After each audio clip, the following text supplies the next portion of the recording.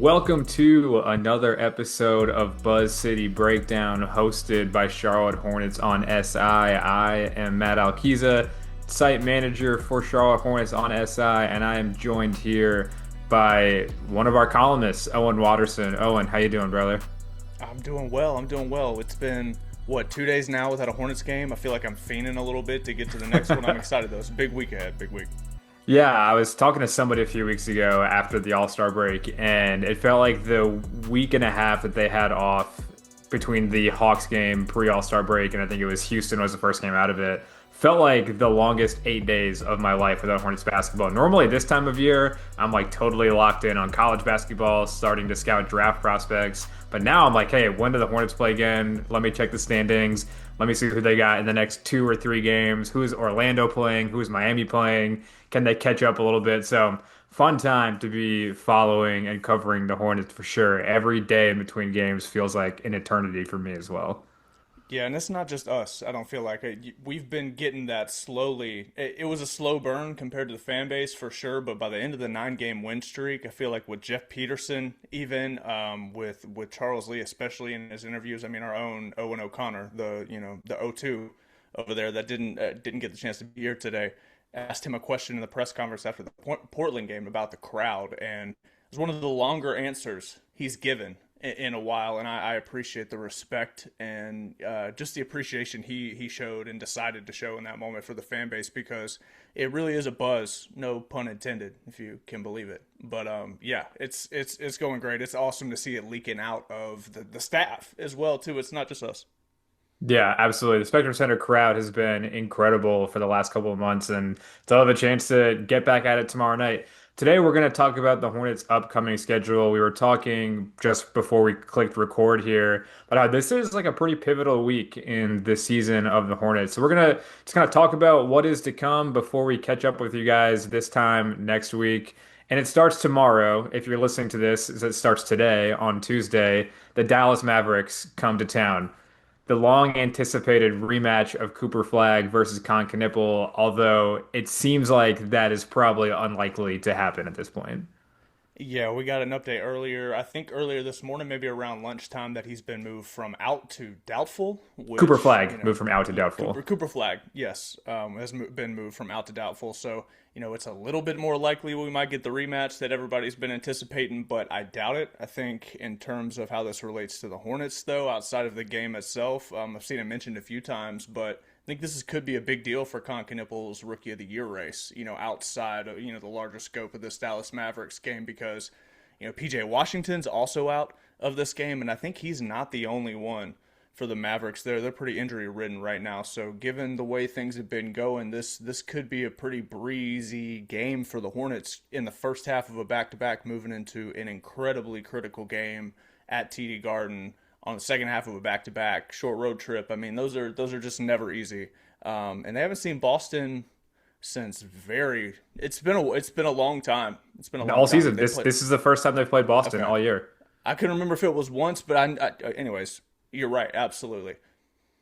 Yeah, so we'll kind of skip over the Mavericks game. That one is not going to be a walkover because there's no such thing as a walkover in the NBA. But I labeled all 4 games this week on my Twitter account earlier today, and I want your thoughts on these names as we go through them. I called Tuesday's game against Dallas a handle your business game.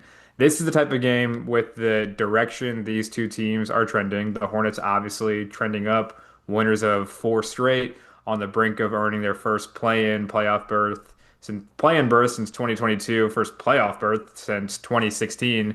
And then Dallas, they're starting to do what we talked about earlier, scouting draft picks, looking at ping pong balls, figuring out what cornerstone piece they're going to add next to Cooper Flag. So tomorrow night, tonight, whatever day you're listening to this, Tuesday at the Spectrum Center, feels like a game that the Hornets just need to handle their business and then get on the plane and get to Boston for that big one on Wednesday.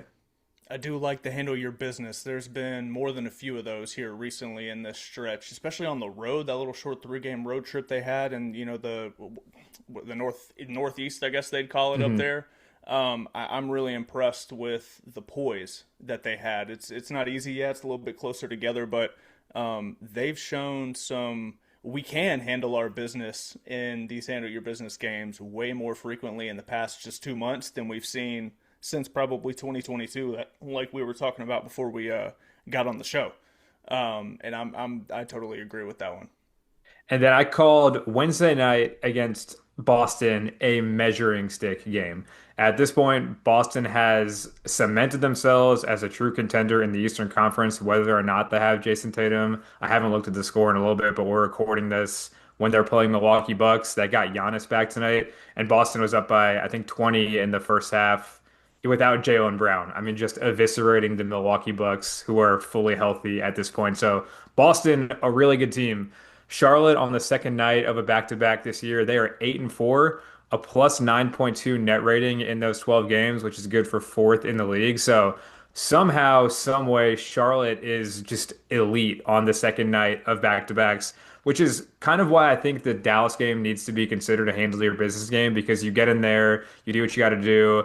You rest your guys in the fourth quarter. Let Trey Mann get a lot of burn, Pat Connaughton, dust off Xavier Tillman, and let your starters get a blow in that fourth quarter to make sure they're fully rested for that game on Wednesday. Going into Boston, Owen, what are you hoping to see from the Hornets in that game? Outside of a win or a loss, is there anything specifically that you're hoping to see maybe from the team as a whole or a specific player when they head up to a team who is, contending for the Eastern Conference crown? Because when I'm thinking of the Hornets of late, all of the big wins they've had have been against Western Conference teams, Oklahoma City, Houston, San Antonio, the Lakers.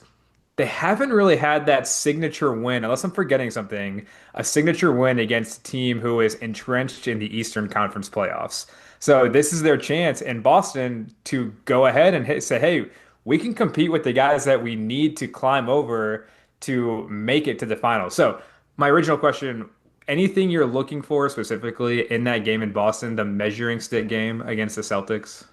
I love the way you phrased that question because it kind of plays into how I would have answered it anyways. Because I'm going to answer it, but then my answer is going to lead back into a question for you because I feel like the last time we had a measuring stick game was in Detroit, right? Hmm. And at the end of that game, you put aside the fight, the fact that everybody was ejected and they were able to come back. Khan made some great plays at the end, got the steal close, and they only lost by 4. I would say pretty all across the board fan base, media, everybody looked at that and said that was a measuring stick game and they lost, but they lost, but. Hmm. So my question to you, and kind of also in the same sense of what I'm looking to see, to me this feels like a measuring stick game that even if they keep it close, I don't feel like you can meet that measuring stick in a loss the same way they did with Detroit. Do you feel that same way that if they want to meet up to that playoff measuring stick that we're talking about to a team that is able to beat a Giannis led Bucks team that despite all efforts of the front office, it seems at times has tried their best to keep him competitive, and Giannis wants to stay competitive. It's been incredible what Missoula's been able to do up there. He's a Coach of the Year candidate. I'd like to talk about Charles Lee made for Coach of the Year on the flip side of this. But back to the original question, so we can continue down the rest of this week. Do you feel that same way that they can't lose this game in a short fashion and we almost had it fashion? They have to win it in order to meet that measuring stick. Does that make sense? What I'm saying? Yeah, I mean, to me, it feels like moral victories are done for this team Well said. when they are fully healthy, when everybody is available, the moral victories are out the window. When you look at that Cleveland game and the Houston game out of the All-Star break, Charlotte competed in those without Miles Bridges, without Moussa Diabate, without Grant Williams for the second of those games, relying on an undersized front court. Those games you were like, all right, look, Charlotte competed in these. These are like conference championship contenders, title contenders, whatever you think of Houston or Cleveland. I think those are two of the, upper echelon teams in the league. But because Charlotte was underhanded, you're like, okay, great. They competed, they did what they could. Wednesday night against Boston, if everybody is fully healthy, they're sitting Kobe White on Tuesday against Dallas. I'm assuming to have him available on the second night of a back-to-back in Boston, that moral victories are out the window. The measuring stick for Charlotte is winning that game. And like all of the numbers, everything that you look at the way the Hornets have played over the past 2.5 months, I continue to look at December 18th as like a demarcation point for the team. That's when LaMelo Ball came back from his ankle injury this year and It's kind of when the Hornets, like the worm started to turn for the Hornets' health in general. Like the numbers since then say they're one of, if not the best team in basketball. So yeah, you need to go to Boston. You don't need to, but in order to meet the measuring stick, you have to win that game in Boston. And I think Charlotte is totally equipped to do it. They play pretty similar styles. They don't play with a ton of like up and down the floor pace, but both Boston and Charlotte move the ball. They play ahead with the pass. The ball is pinging around in the half court, shoot a lot of threes, get a lot of offensive rebounds, clear the glass on defense, don't foul. It'll be a very aesthetically pleasing basketball game, but it's going to come down to who can execute their style better. And again, over the last 2.5 months, 3 months, Charlotte has been one of, if not the best teams at executing their game plan from night to night. And if they do that, it will be the student beating the master, Charles Lee beating Joe Mazzulla in maybe like a head-to-head battle for Coach of the Year. And I'll let you talk a little bit more about Charles Lee's Coach of the Year candidacy when he has a chance to go against the guy who I'm pretty sure is the odds-on favorite right now in Joe Mazzulla. Yeah, he is the odds-on favorite, and I was gonna crack a little joke, but I want to let you finish the length of your monologue there. But I totally agree with you in the sense that yeah, they similar styles. I was gonna joke, but you said student to master, so it's almost like they were on the same staff. Um, Yeah. but but I think what's interesting about that, and we've seen it before. I talk about the coach of the year candidacy. We've seen that throughout the NBA so much. It they call it a copycat league, but I think it ends up a copycat league because these coaching trees branch off so much further than people think, and the further these coaching trees branch off, the further somebody like let's say Stan Van Gundy, the further his tree branches off, we get 35 years down the line and there's a guy, playing Stan Van Gundy style that's adapted to something new that you have absolutely no idea that this philosophy is this way because of this guy. And it's not so much about the guy as this stuff has been tried, trued, and tested for so long, and it will be interesting to see. Okay, who does this better? Are my guys well equipped to do your version of what I've improved on to what I think can be better with this group of guys that I have. The offensive ratings are off the chart, but this is one of those games where at the end in the fourth quarter, I'm really going to be looking for when things stagnate. I've seen a lot of people mention Brandon Miller is the guy, and has been to his credit. I said that in my Saturday Stinger this past week that when the shot clock's going down and LaMelo's not making a shot, Khan's had a bad quarter, just got subbed in and is a little cold. Miles is missing from deep. Like Brandon's that guy that they're gonna go get a screen from Musa or run a couple drag screens and get him to the cup, get him in the low block so he can use his footwork and his mid range and his fadeaway. And that's we've seen touches of it from Khan. LaMelo's got the floater, but they're both a little bit more predictable getting to the cup. And if Miller is going to prove me wrong in terms of what I said last week, it's going to be in these moments where okay, you might be inconsistent and turn the ball over a little bit, but so did Baron Davis sometimes. But I did a Hornets history game today where he had 16 points in the fourth quarter in 2001, 25 years ago today in a game they were down 10 when in the middle of a 7-game winning streak when things were getting stagnant and they needed a comeback on the road against the worst team in the East at the time. And Baron Davis made it happen. And this is a much bigger matchup in the sense of where we are in the season right now. If LaMelo has a rough game, I'm really interested to see who is the guy going down to the wire for the Hornets. Who goes and gets the bucket? Is it LaMelo? Do we see that advancement that we've seen so many times in earlier in games this season, the first, second, and third quarters, and it's gotten better in the fourth to be fair, but where he's the guy, but he then playmakes the ways LeBron has a lot of times late in games in his career, or does it go to Brandon Miller and Brandon Miller goes and gets it's just that's one of those small things that's going to matter once the playoffs come around. Hmm. And these are the first real games we're going to see where we get glimpses of what they're thinking for a couple months from now. Yeah, Talk no about a matter. monologue.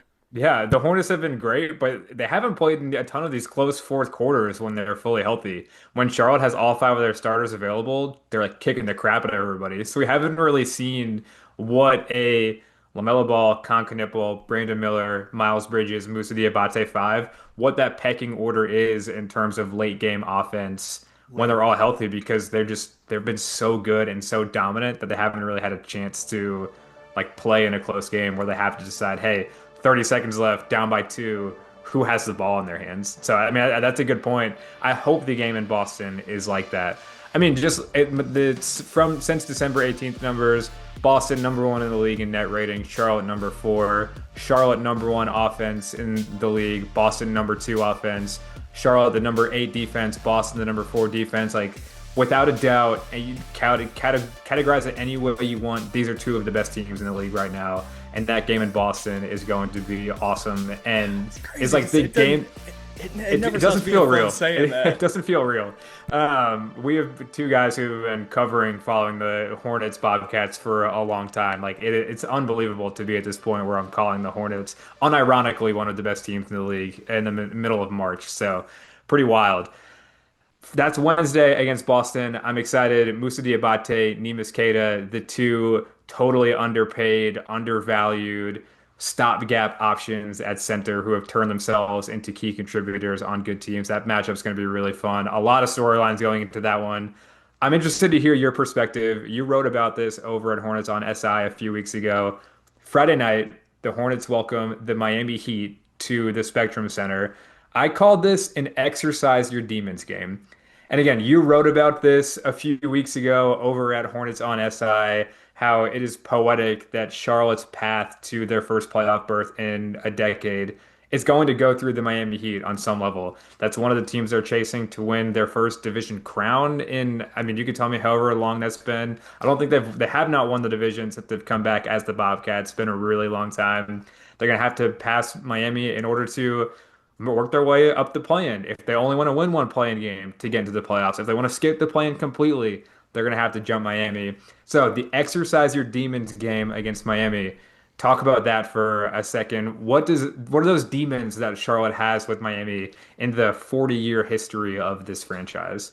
Oh, what a great lead in! Because my name, I'm going to improve on exercising your demons, and we're exercising the ghosts of Alonzo Mourning's past. Is what this Exercising the ghost of the that purple shirt guy. well that too that too. There's so much going on here, and then you got 2013, 2014, and the most memorable part about that Heat Bobcat series was the fact that they were becoming the Hornets, and Hornet stuff was available in the fan shop, and that LeBron stared down Jordan on the sideline in Game 3, which I was at, by the way. I I was was getting at game 4. popcorn. Yeah. I was getting popcorn. That was one of those pivotal sports moments in my life where I had to sit back and say I will never leave when during game action again. Anyways, complete side story, but it really does go back to Alonzo Mourning. One of the things I put in that story is the Hornets, if I'm not mistaken, it's either 26 and 25 or 25 and 24. I want to say 26 and 25 when the Hornets moved to New Orleans after the 2001-2002 season. The Hornets were one game above in terms of the record, but with the Miami Heat. They took a couple of them early because Miami struggled much earlier than Charlotte did. But in terms of where it ended at the end, by the end they had Mourning and they were competing for championships and had Pat Riley, and they got it going not too long after. But that's the Central Division. They never. By the way, they've never won a division title ever. Not when they were in the Central as the original Hornets, not when they were the Bobcats, and when they had to realign because the Bobcats made it 30 teams in the NBA instead of 29, so that made it even enough to add an extra division is what they did essentially, and reorganized everything.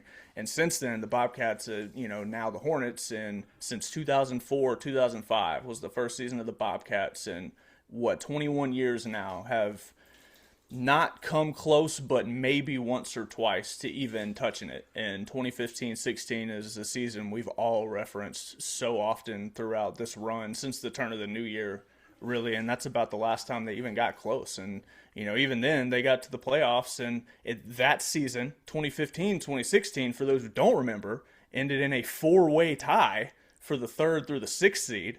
And the Hornets got the crap into that tiebreaker and ended up the sixth seed and Miami the third, when really they had the exact same record. And the Hornets ended up losing that first round series in 7 games. And in that 7th game, it was at Miami. The It's Hornets crazy. the Hornets owned the Raptors that year, and I'm pretty sure Toronto was the 2 seed. So Charlotte could have gotten through Miami. They don't lose that game 6. For some reason, they had Toronto's number. I think they finished 3-1 or 4-0 against the Raptors that year. Like Charlotte wins game 5 of that series and goes up 3-2. And whoever Toronto was playing, they'd either won the series already or it was on the verge of ending. And I was saying to myself, we might see the Bobcat Hornets at that time in the Eastern Conference Finals with how well they matched up against Toronto. And then we all know what happens. Game 6, Game 7 falls apart And also, completely. well, and I'll say another part about Miami, the less talked about of the last two playoff appearances in 13-14, that came down to the very last game of the regular season too. The Hmm. Wizards were the 6th seed in the East that year, the John Wall and Bradley Beal Wizards, and the Hornets had the tiebreaker, or the Bobcats had the tiebreaker, excuse me, over the Wizards that year. And it came down to the last game of the season. The Hornets beat the Bulls, who they would have played had Washington lost their last game of the season. Washington ended up winning on the last day of the season. The Hornets won too, but because they were still a game ahead, it didn't move it back to a tiebreaker that Charlotte then would have won to move to the 6th seed instead of the 7th, and they would have avoided Miami altogether and played a Chicago team who they had just beaten the crap out of on the last in the last game of the season that year and matched up much better with. So it goes back so far. It goes back so far. And to go back to Alonzo Mourning, they traded Doug Branson. It's about 2 years old now at this point, but had an article on his Substack that talked about some of the things you may not know about the Larry Johnson trade. I suggest everybody go read it. And one of the things about the Larry Johnson deal was the reason that ended up happening down the line and why they kept LJ first and traded away Zoe to the Heat for Glenn Rice, was because they had already signed Zoe to a max contract and literally could not afford to sign Alonzo Mourning to a max. It couldn't make it work. So they traded Zoe to the Heat, got Glenn Rice, but Zoe's. I said this in that column you're talking about too. Zoe's jersey is in the rafters down there in Miami, and Glenn Rice is a feel good story that we have a bobblehead night for sometimes, and that's no disrespect to Glenn Rice, G Money. Like the guy, most people don't know, I scored the 6th most points in the entire decade of 1990. Like was the lead on the 3-point list all time in NBA history for a minute until it was quickly surpassed and forgotten. Like that's no disrespect to Glenn, but the history here is deep, and it's not personal with Miami, but I think the Hornets could use a little bit of a personal vendetta. Like Detroit put the fight in me a little bit. I want to see it a little bit with the Heat too. I don't know. It would do something. The season has already done a lot for the fan base, even the media to some extent. It's crazy, but Miami, getting past Miami would just be that like bigger than a cherry on top. But that's what I mean. Yeah, absolutely. I mean, you did a great job in that piece. I encourage everybody to go check out what Owen wrote a few weeks ago about, again, it's how poetic it would be for Charlotte to go through Miami. In the game on Friday, Bam Adebayo has always played his best against the Hornets. It'll be interesting to see how Moussa Diabate matches up with him. Adebayo is like a similar archetype to Jalen Duren, a little bit shorter, really bulky, plays with a lot of physicality, but he stretches his game out to the perimeter, which I think suits Diabate a little bit better. His mobility as a defender has been huge for the Hornets as they've developed into a top 10, top 15 defense in the league. His schematic versatility as a defender has been huge for Charlotte, and I'll be interested to see how he looks against Bam Adebayo on the other side. Miami's offense was the story at the beginning of the season. I had the numbers pulled up again since December 18th is my normal like sorting filter. Miami's 17th in offense since then. They've been battling some injuries. Tyler Hero in and out of the lineup. Norm Powell in and out of the lineup. Miami's all-star. I don't think he'll be back for Friday's game, so Charlotte will dodge a bit of a bullet there. Again, a big one for the Hornets. Miami top 10 defense, always one of the better two-way teams in the league. Always a team that has given Charlotte fits. For them to host Miami on Friday, a Spectrum Center crowd that's going to be rocking, probably Yeah. 40% Heat fans. They always travel really well. Just feels like a rung on the ladder this franchise has to climb in order to reach their ultimate goal of becoming the premier franchise in the league, making the playoffs. Like getting through Miami is huge for this team. And Owen, we'll wrap it up quickly here. Sunday, I call this a revenge game. Charlotte travels to Phoenix. They play Mark Williams and the Suns. Mark has been great for Phoenix in limited minutes this year. I've seen some frustration from Suns fans bubbling up, kind of about the same reason Charlotte fans got frustrated with Mark Williams. He's such like this imposing physical presence, but you just don't feel it. You don't feel his impact on the game as a shot blocker all the time, as this interior scorer, as a rebounder. He just kind of seems to float through games sometimes. That's why Charlotte traded him to Phoenix. So yeah, revenge game on Saturday. Mark Williams and the Suns against the Hornets. A good Suns team. They're going to be missing two of their leading scorers, Devin Booker, Dylan Brooks. Those guys are out for an extended period. But Mark Williams playing against the Hornets for the first time since the trade on Sunday. Quickly, Owen, a minute or less. What are you looking for in that one? I'm interested to see if Mark Williams can handle an offense in Charlotte that runs sets almost every single time down the floor. Do they get lazy, and if so, how fast? Hmm. Because I think it's going to be sooner rather than later. Not, and that's no offense to Mark Williams, but that's kind of what I expect. I expect them to run him around and move Musa around a lot, whether it's in the screen and roll game or not. I expect a win in that one. Yeah, I agree.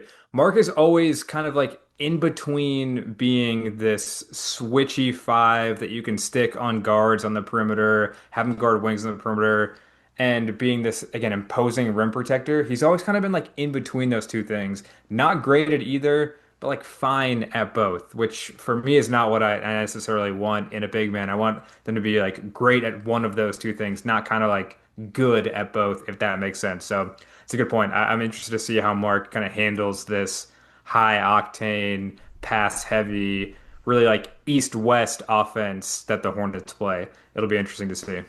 I will say, to put a bow on it, and you can close this out. Two things real quick with the Suns. It does feel a little bit trap gamey. I will Hmm. say, especially if they play well against Boston and Miami, especially if they beat Miami and Boston, feels a little trap gamey. I want to put that sting zone out there, trademarked, by the way. And with Miami, to put the bow on that, they have two games left against Miami, this week being one of them, and they need to win both of those to at least tie the series at 2-2 with Miami to bring it all the way back to the tiebreaker we talked about 10 minutes ago. So there's a lot on the line. It's the biggest week in Charlotte's Hornets basketball in 10 years, bar none. Yep.